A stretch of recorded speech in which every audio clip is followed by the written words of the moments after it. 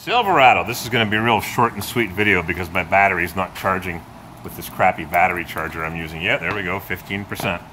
So what I've been doing here is brazing patches. Go away, 15% battery warning. I've been brazing patches over the rusted pipe. It had rust holes from the clamp, the GM factory clamp. And it's a real struggle because you can't remove the clamp. It's riveted to the frame and riveted together. Made to last. So I took my brazing rods that I've had for 30 years, hardly ever use them, usually I use a coat hanger. I did my best to braze on a patch of mild steel, and I know that looks like the crappiest weld you've ever seen in your life, but you can't weld to this material. It's got a ton of aluminum in it, and all it does is just splatter and splatter, and I had the torch on the lowest setting. I'll show you what the inside looks like. I don't know why I'm doing this. I guess I'm just a glutton for punishment. I like to save things. What this Blazer really needs, what this truck really needs, is a brand new dual exhaust system with 2 low restriction catalytic converters. So I've got some, oh, come on. I got some gaps, but believe me, I spent probably an hour and almost 2 full 3-foot welding rods welding this. I've just got one little hole in the muffler right above the hook. So this will last a couple of years. You just can't weld to this material. It's got tons of aluminum in it or whatever they've got in it, some magnesium alloy or some unobtainium.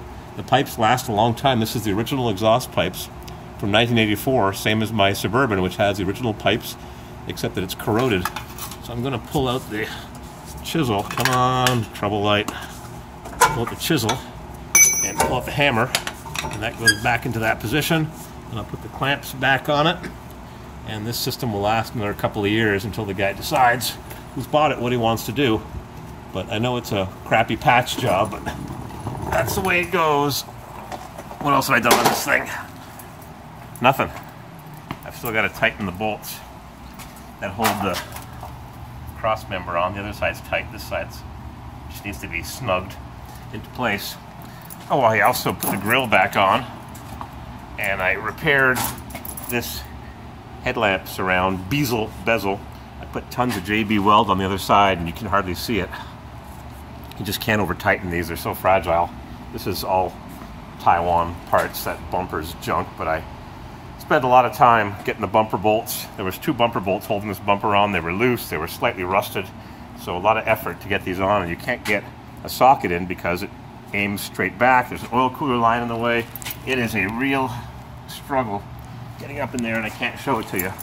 I also had to spend a couple hours bending the step slightly, and I readjusted the bracket, and because I lowered the cross member, it was hitting the cross member. I may have already told you that. Put WhatsApp on your phone, and you can get real good videos. Got the drums all greased. Check this out. I'm not sure what you think of this. Give me a second. Of course it won't go off there. Guess I didn't put enough grease on. I greased the inside of the brakes. Looks like the Elmer's glue guy got carried away. But I used white grease, not fluid film. I've been watching a few videos on YouTube, how to rust-proof your vehicle, blah, blah, blah. One guy said, I only had to replace the cab corners and a piece of fuel line. I'm making fun of him, it's not nice, but when you fluid film a vehicle, you put it on thick and rich, and if you've got rust underneath it, you gotta sandblast it off or sand it off. Fluid film does not stop rust, it prevents